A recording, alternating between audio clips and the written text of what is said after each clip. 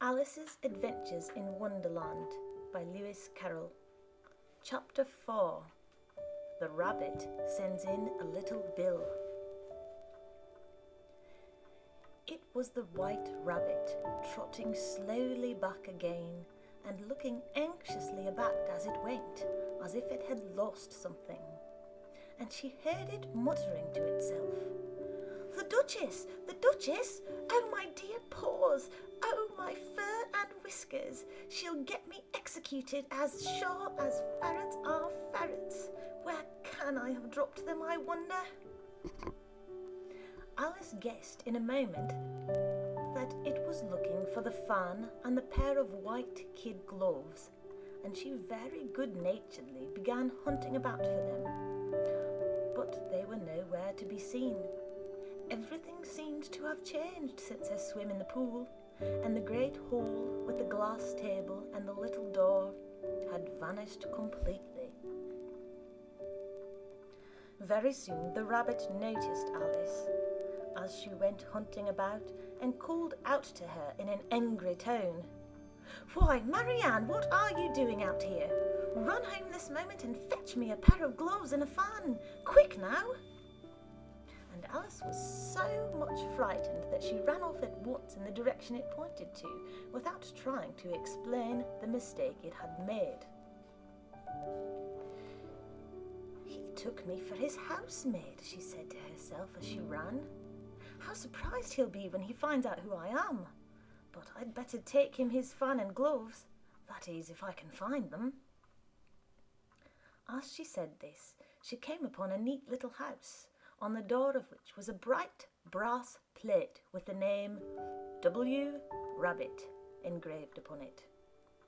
She went in without knocking and hurried upstairs in great fear lest she should meet the real Marianne and be turned out of the house before she had found the fan and gloves. "How queer it seems," Alice said to herself, "to be going messages for a rabbit. I suppose Dinah will be sending me out on messages next." And she began fancying the sort of thing that would happen. "Miss Alice, come here directly and get ready for your walk." "Coming in a minute, nurse, but I've got to see that the mouse doesn't get out." "Only I don't think," Alice went on, "that they'd let Dinah stop in the house if it began ordering people about like that." By this time she had found her way into a tidy little room with a table in the window, and on it, as she had hoped, a fan and 2 or 3 pairs of tiny white kid gloves. She took up the fan and a pair of the gloves and was just going to leave the room when her eyes fell upon a little bottle that stood near the looking-glass. There was no label this time with the words "Drink me," but nevertheless she uncorked it and put it to her lips. "I know something interesting is sure to happen," she said to herself, "whenever I eat or drink anything. So I'll just see what this bottle does. I do hope it'll make me grow large again, for really I'm quite tired of being such a tiny little thing." It did so indeed, and much sooner than she had expected. Before she had drunk half the bottle, she found her head pressing against the ceiling and had to stoop to save her neck from being broken. She hastily put down the bottle, saying to herself, "That's quite enough. I hope I shan't grow any more. As it is, I can't get out at the door. I do wish I hadn't drunk quite so much." Alas, it was too late to wish that.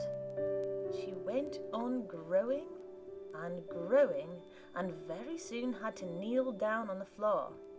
In another minute there was not even room for this, and she tried the effect of lying down with one elbow against the door and the other arm curled round her head. Still she went on growing, and, as a last resource, she put one arm out the window and one foot up the chimney, and said to herself, "Now I can do no more, whatever happens. What will become of me?" Luckily for Alice, the little magic bottle had now had its full effect, and she grew no larger. Still, it was very uncomfortable, and as there seemed to be no sort of chance of her ever getting out of the room again, no wonder she felt unhappy. It was much pleasanter at home, thought poor Alice, when one wasn't always growing larger and smaller and being ordered about by mice and rabbits. I almost wish I hadn't gone down that rabbit hole, and yet it's rather curious, you know, this sort of life. I do wonder what can have happened to me. When I used to read fairy tales, I fancied that kind of thing never happened, and now here I am in the middle of one. There ought to be a book written about me, that there ought. And when I grow up, I'll write one.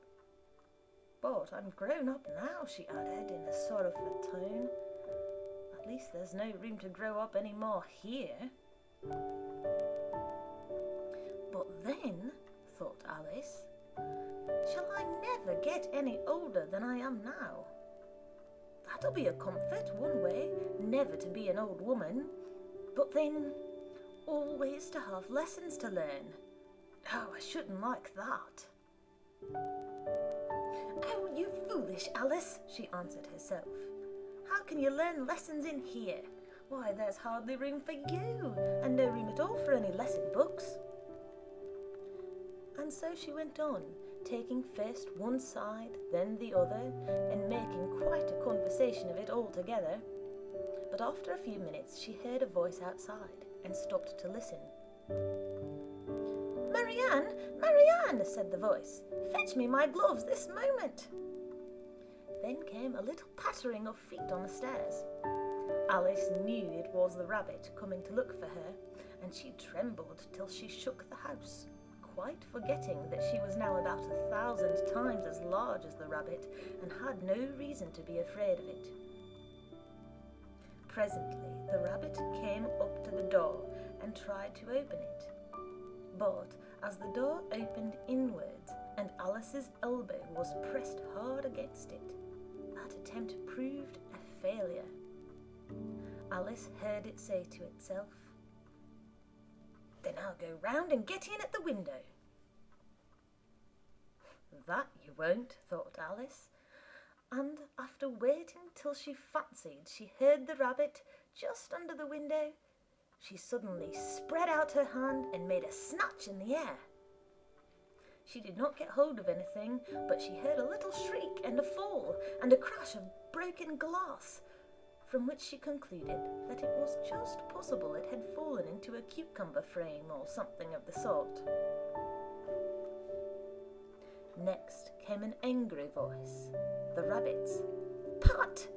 Pat, where are you?" And then a voice she had never heard before.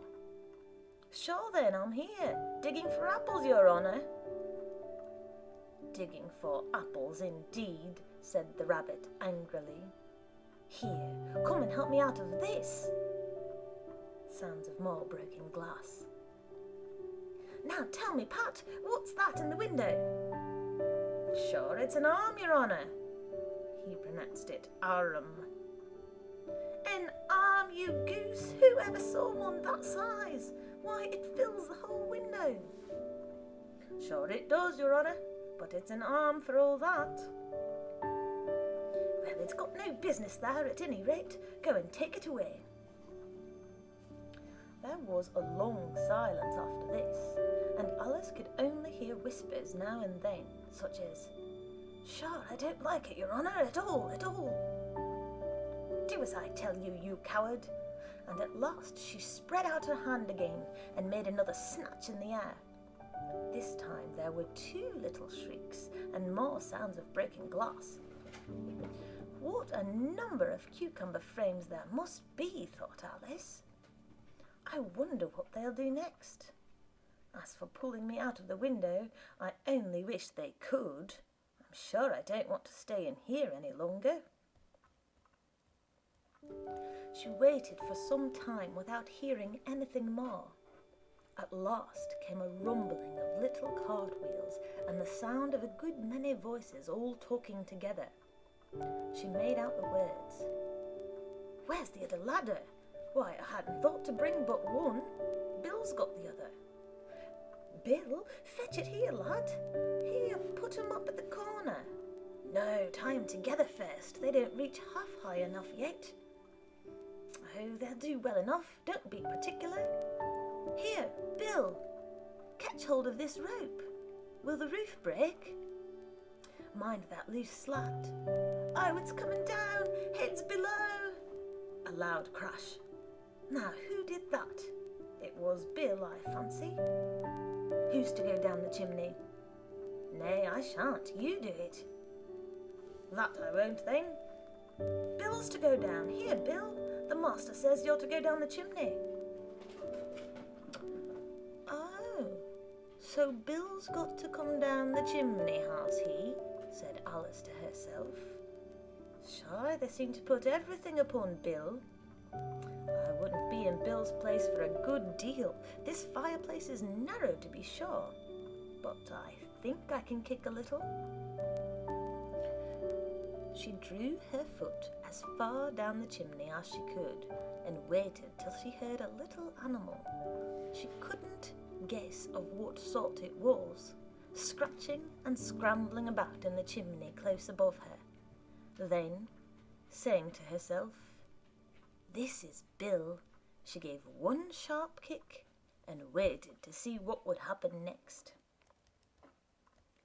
The first thing she heard was a general chorus of, "There goes Bill!" Then the rabbit's voice along, "Catch him, you by the hedge!" Then silence, and then another confusion of voices.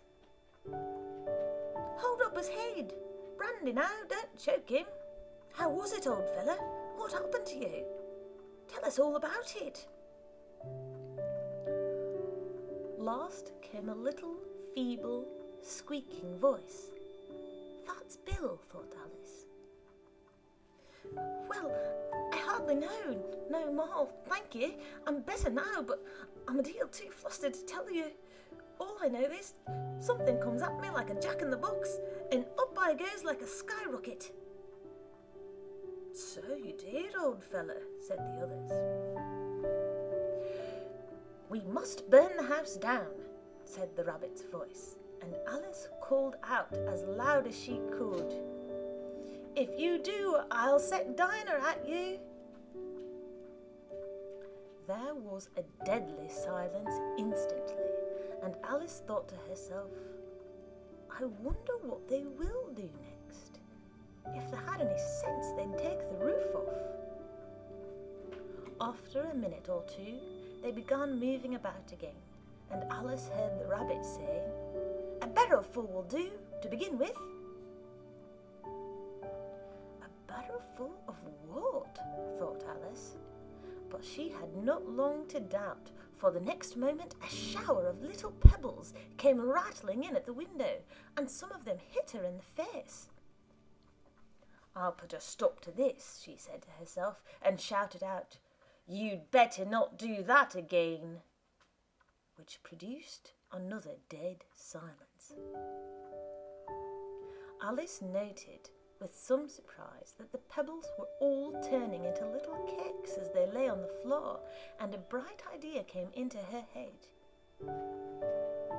"If I eat one of these cakes," she thought, "it's sure to make some change in my size, and as it can't possibly make me larger, it must make me smaller, I suppose." So she swallowed one of the cakes and was delighted to find that she began shrinking directly.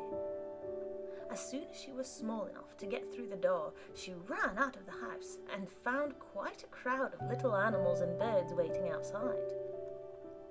The poor little lizard, Bill, was in the middle, being held up by 2 guinea pigs, who were giving it something out of a bottle.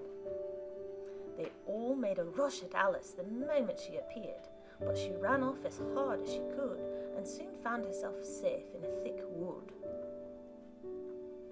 "The first thing I've got to do," said Alice to herself as she wandered about in the wood, "is to grow to my right size again. And the second thing is to find my way into that lovely garden.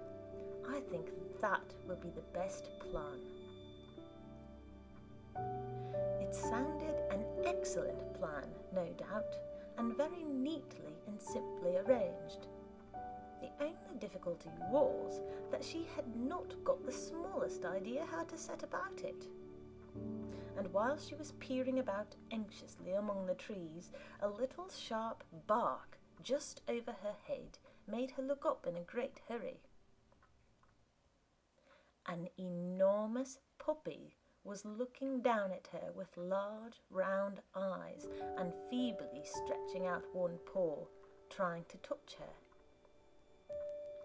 "Poor little thing," said Alice in a coaxing tone, and she tried hard to whistle to it, but she was terribly frightened all the time at the thought that it might be hungry, in which case it would be very likely to eat her up in spite of all her coaxing. Hardly knowing what she did, she picked up a little bit of stick and held it out to the puppy, whereupon the puppy jumped into the air off all its feet at once with a yelp of delight and rushed at the stick and made believe to worry it. Then Alice dodged behind a great thistle to keep herself from being run over, and the moment she appeared on the other side, the puppy made another rush at the stick and tumbled head over heels in its hurry to get hold of it. Then Alice, thinking it was very like having a game of play with a cart horse, and expecting every moment to be trampled under its feet, ran round the thistle again. Then the puppy began a series of short charges at the stick, running a very little way forwards each time and a long way back, and barking hoarsely all the while, till at last it sat down a good way off, panting, with its tongue hanging out of his mouth and its great eyes half shut.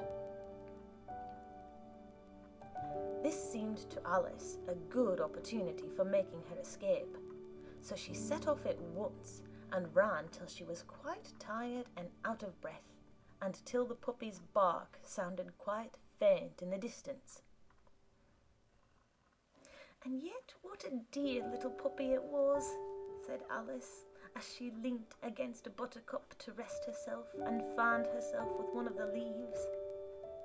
"I should have liked teaching it tricks very much if I'd only been the right size to do it. Oh dear, I'd nearly forgotten that I've got to grow up again.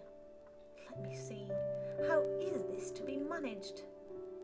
I suppose I ought to eat or drink something or other, but the great question is, what?" The great question certainly was, what?